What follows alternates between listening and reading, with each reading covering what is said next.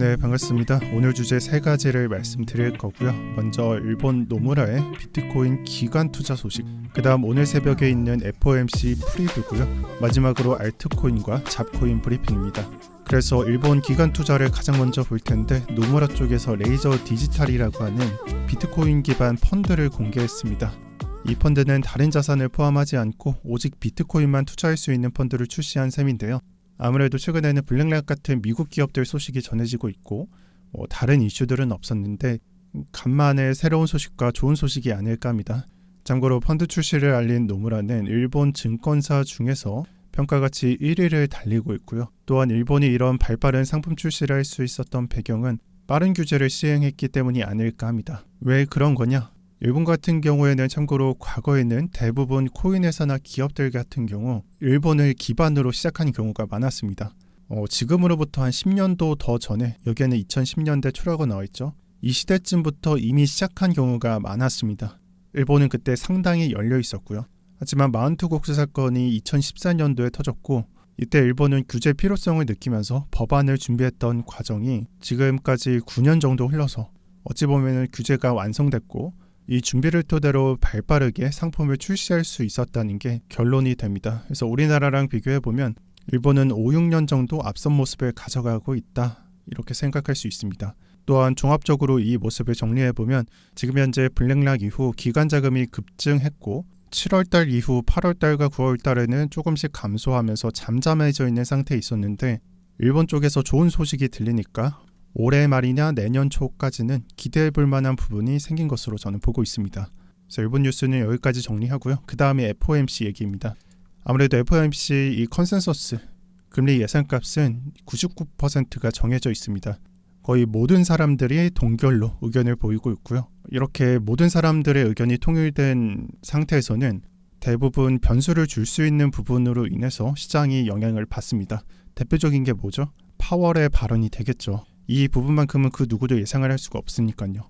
그래서 금리 자체를 포커스를 주기보다는 파월이 얘기하는 단어 선택이라든지 스탠스 같은 것들 주의 깊게 보시는 게 좋겠고요.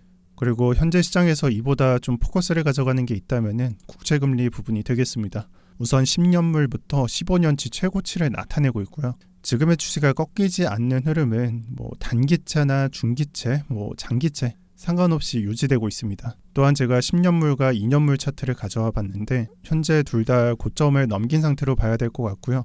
아무래도 오늘자에 FOMC 일정이 예정되어 있기 때문에 단기적으로는 변동성이 생길 거예요. 하지만 앞으로 문제가 중요해지는데, 이 단기간인 장기적으로 봤을 때 고점을 넘겼을 때 과연 어디까지 급등할 건지 이게 예상이 안 되고 있어요. 그래서 그 누구도 예상하지 못하지만 이 급등 장세가 매우 중요하다고 보고 있습니다. 또한 부가적으로 채권 수익률이 이런 식으로 좋은 흐름을 나타내면 원래는 투자 상품들이 좀 악영향을 가져가는 게 사실입니다. 하지만 요즘 장이 좀 다르죠. 유독 오일이나 비트코인만 좋은 장세를 나타내고 있고요. 지금 보고 있는 비트코인은 소름 끼치게 장세가 좋은 편입니다. 저도 생각할 때 이게 왜 좋은 거지? 이런 생각까지 할 정도예요. 그래서 이로 인해서 다음 주제가 생겨나게 되는데, 비트코인의 장세가 매우 좋기 때문에 지금 보고 있는 로우캡 쪽 잡코인 장세가 좋게 나오고 있습니다. 그래서 이 중에서는 거래 대금을 보게 되면은 아크 같은 단일 코인이 5천억에서 6천억을 넘어가고 있기 때문에 이 다음 장은 순환될 것을 예상해 볼 수 있습니다. 자, 그렇다면 순환됐을 때 수혜를 받는 코인을 분석해 본다면은 지금 수혜를 받는 코인들, STP, 아크, 스톰엑스, 룸네 같은 코인들, 이런 코인들 특징이 업비트와 바이낸스 동시 상장되어 있는 코인이라는 걸 알 수가 있고요.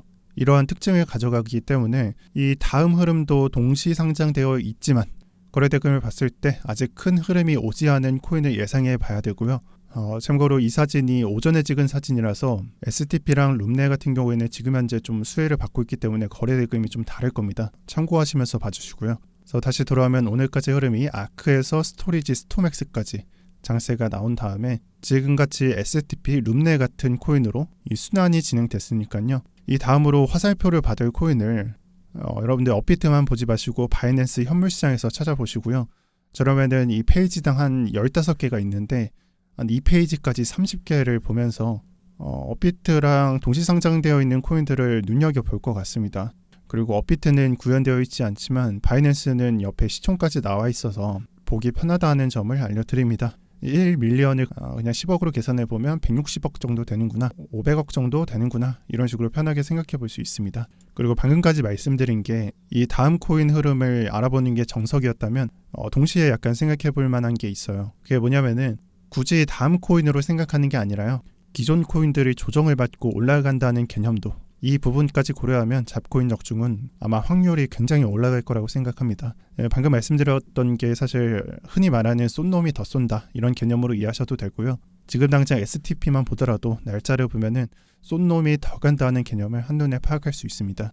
네, 오늘 영상 여기까지고요. 제가 월요일부터 텔레그램 방을 직접 운영하고 있습니다. 암호화폐를 투자하는 데 필요한 모든 정보를 제 머릿속에 노하우를 꺼내가면서 전달드리고 있고, 예로 든다면은 어제 같은 경우에 아크가 올라간다면 어떤 관점이 중요해지는지 TRB를 통해서 알려드렸습니다. 그 중에서 이평선을 통해서 현재 알트코인 트렌드는 특정 시간봉 이하에서 이 중기선을 지켜주는 흐름으로 상승이 유지가 되고 있다라는 표현을 했었는데, 지금의 아크가 그 그림으로 이해하시면 된다는 부분이었고요. 당시 가격 대비 아크 같은 경우에는 가격이 많이 올라가서 지금 현재는 새로운 코인들로 브리핑 드리고 있고, 오늘자 같은 경우에는 룸 네트워크가 수혜를 받고 있습니다. 그리고 아마 제 예상이지만 오후, 내일 오전 브리핑 코인이 또 달라질 것입니다. 이게 제가 막 바꾸는 게 아니라 지금 장세가 계속 급변하고 있기 때문입니다. 그래서 룸 네트워크 포함해서 브리핑으로 전달드리고 있으니까 제가 아쉬운 말 하기 전에 제 시청자라면 들어오시는 걸 추천드립니다.